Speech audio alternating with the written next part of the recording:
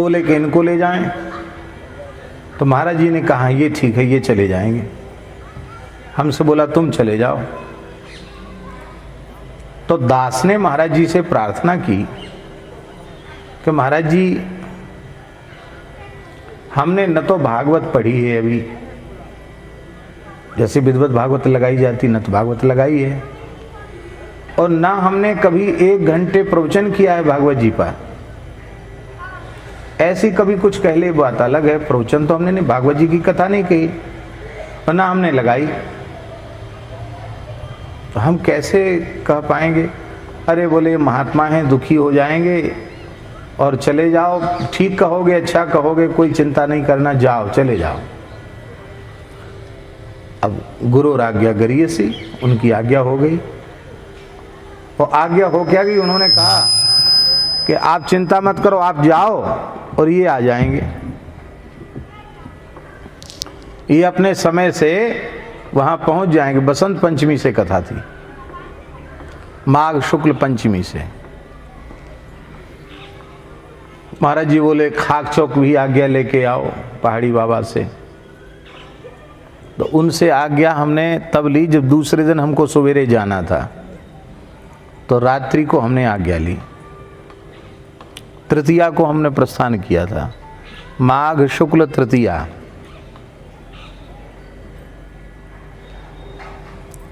तो द्वितीया को शाम को हमने महाराज जी से पूछा, पहाड़ी बाबा महाराज से, महाराज जी ऐसे ऐसे महाराज जी की आज्ञा हुई है, जयपुर एक कथा के लिए जाना है, आप आज्ञा दें। तो बड़े सिद्ध पुरुष, बड़े फक्कड़ महापुरुष थे।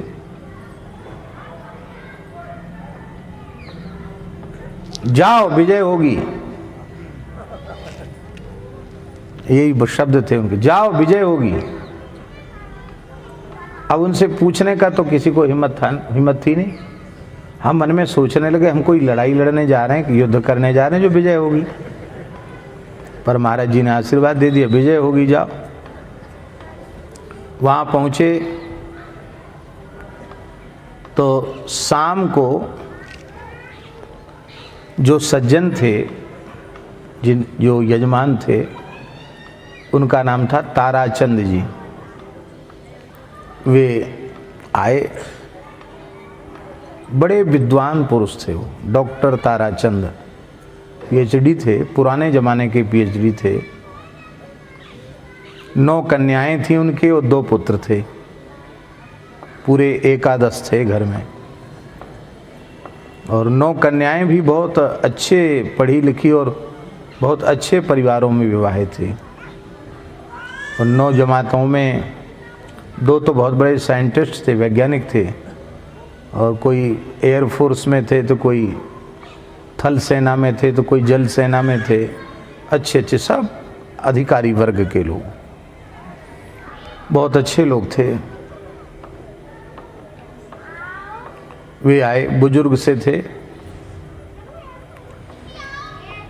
आकर के उन्होंने कहा कि हम तो सुन रहे थे कि कोई बूढ़े महात्मा हैं, वो कथा करने हैं। तो बालक आया, वो 1993 में हमारी ये दाढ़ी मूछ भी नहीं बढ़िया से आई थी, नेक नेक रेखा रही होगी। तो बोले ये तो बच्चे जैसे आए हैं कथा कहने। तो हरिदास जी बोले करीब विद्वान हैं, पढ़े लिखे हैं, हमारे गुरुजी, हमने पढ़ा है इनसे, बहुत अच्छी कथा कहेंगे। उन्होंने कहा कथा तो कहेंगे, मेरे सामने बोला है, कथा तो करेंगे, पर हमसे बोला महाराज ये कथा जो है ना वो प्रेतों के उपद्रव की शांति के लिए है। मैं भूत प्रेत बाधा में विश्वास नहीं करता था, लेकिन मेरी हवेली में इतना भारी उपद्रव है भूतों का कि दुनिया के प्रसिद्ध बड़े बड़े तंत्र मंत्र वाले आकर के अपने प्राण बचा के भागे। और हम लोग भी हवेली में नहीं रहते, हम लोग भी किराए से मकान लेकर रहते हैं। हमारी छपाई की मशीन जो कई टन वजन की, उसको प्रेतों ने उलट दिया, मेरे एक लड़के को मार डाला और मेरे कुछ जमाई ऐसे हैं जो फोर्स में अधिकारी हैं, एयर फोर्स वगैरह में, वो नहीं मानते थे। वो रात्रि को वहाँ रहे तो उनको भी उठाकर पटक दिया और उनके भी प्राण जैसे तैसे बचे। और कौन सी मनोहर कहानियाँ, सत्य कहानियाँ, इन सब में हमारे हवेली के किस्से छप चुके हैं।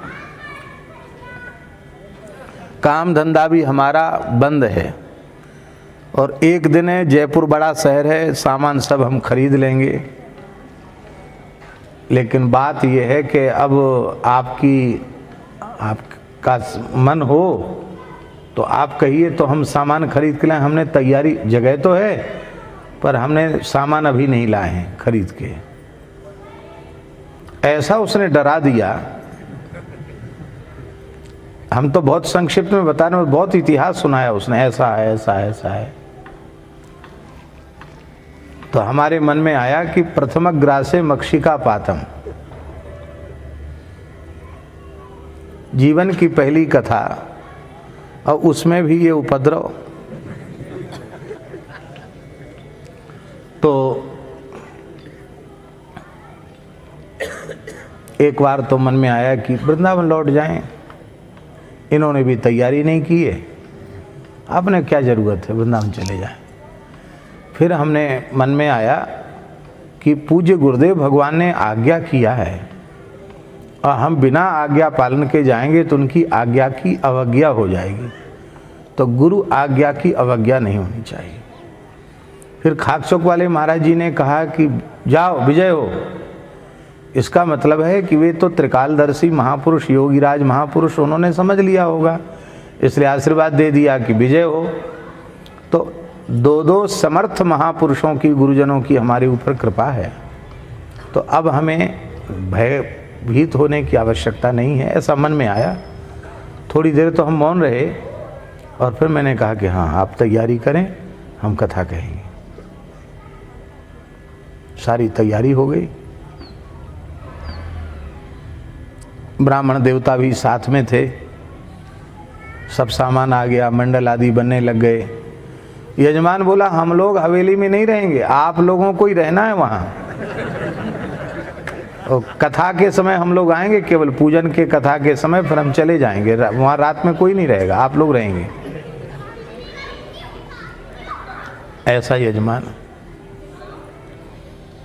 तो हमने साथ वाले ब्राह्मणों से प्रार्थना की कि देखो सकाम अनुष्ठान है और बाधा निवृत्ति के लिए अनुष्ठान है, इसलिए आप सब बहुत सावधान होकर अपने अपने जप आदि को बड़े विधि पूर्वक और सच्चाई पूर्वक आप लोग संपन्न करना और सदा पवित्र रहना।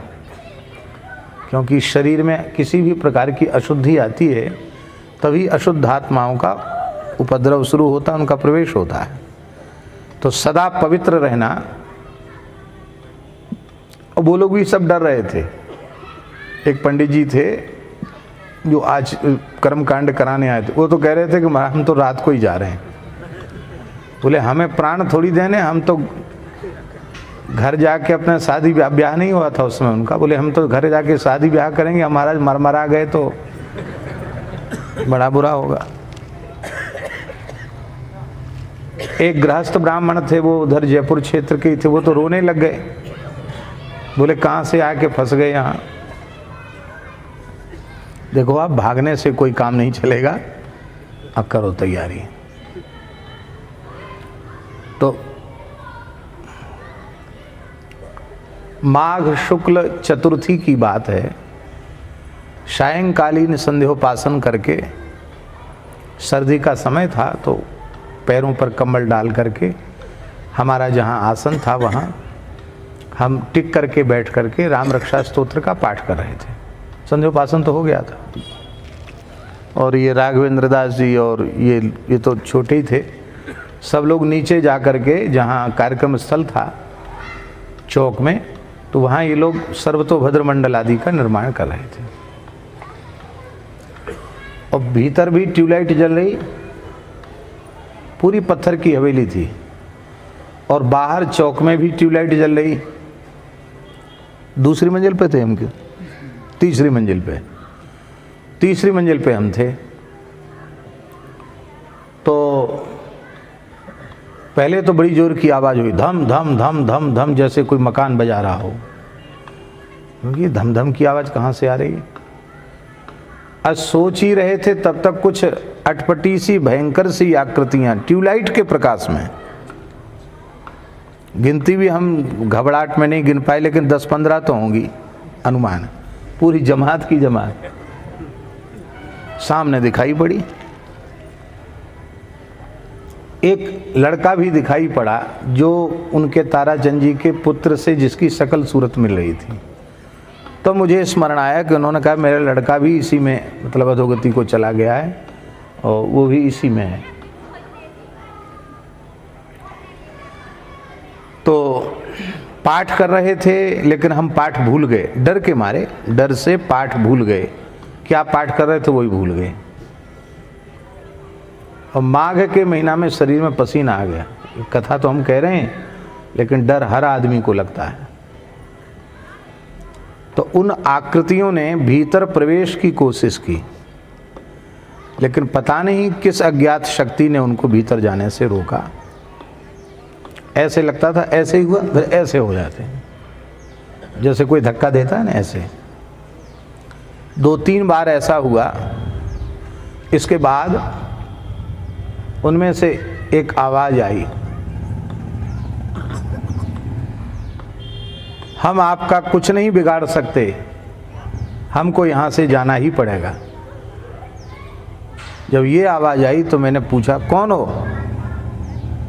तो उन्होंने कहा कि हम लोग अधोगति को प्राप्त आत्माएं हैं। और कहाँ रहते हो? तो उन्होंने कहा यहाँ इस हवेली में नीचे तह खाना है, उसमें हम रहते हैं।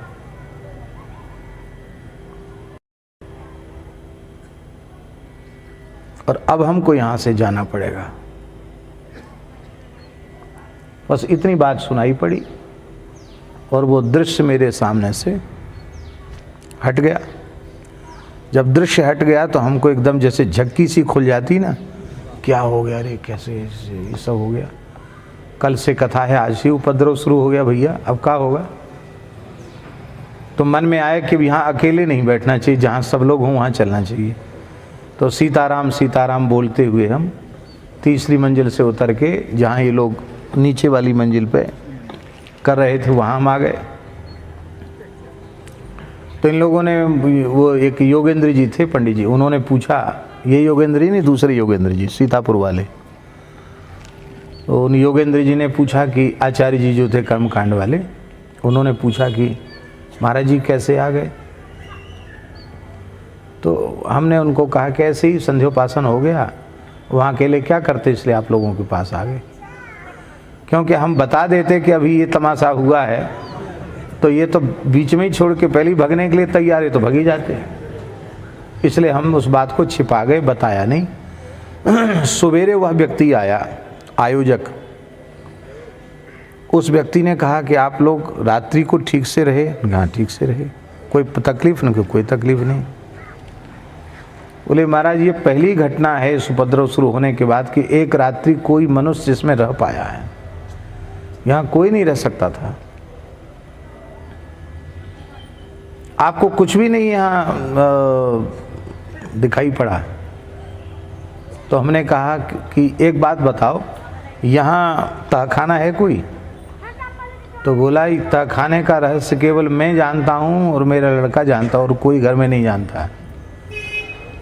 ये पुरानी स्टेट के ज़माने की राजाशाही हवेली है, हमारे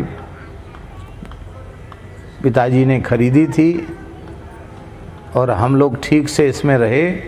पर हमको किसी ने बताया कि इसमें कुछ भीतर है। भीतर है का मतलब माल पानी। तो बस वो जैसे ही हमने खोदा है नीचे, और उस तह खाने के खुदते ही ये उपद्रव शुरू हुआ।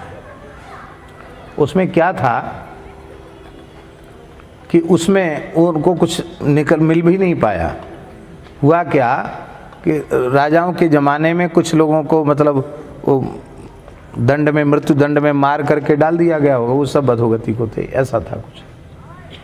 तो ऐसा कुछ कर दिया होगा कि कोई बांध दिया होगा, कुछ कर दिया हो, जैसे ही वो खुला द्वार के घर में उपद्रव शुरू हो गया, ऐसा था। तो बोले महाराज आपने तह खाने की बात बताई, मैंने फिर पूरी घटना उसको सुनाई। बोले हाँ बिल्कुल सही है, और रो करके कहा कि अब हमें विश्वास है कि हमारा कष्ट दूर हो जाएगा। ठीक, अब वो कथा सुनने बैठे, संगीत तो था ही नहीं, सीधी सीधी कथा थी, 2 समय की कथा, 6 घंटे कथा कहनी थी। पाठ करने वाले मूल पाठ अलग कर रहे थे। तो मंगलाचरण तो हमको याद था, जन्माद्यस्य यतः, वो मंगलाचरण तो हमने कर दिया।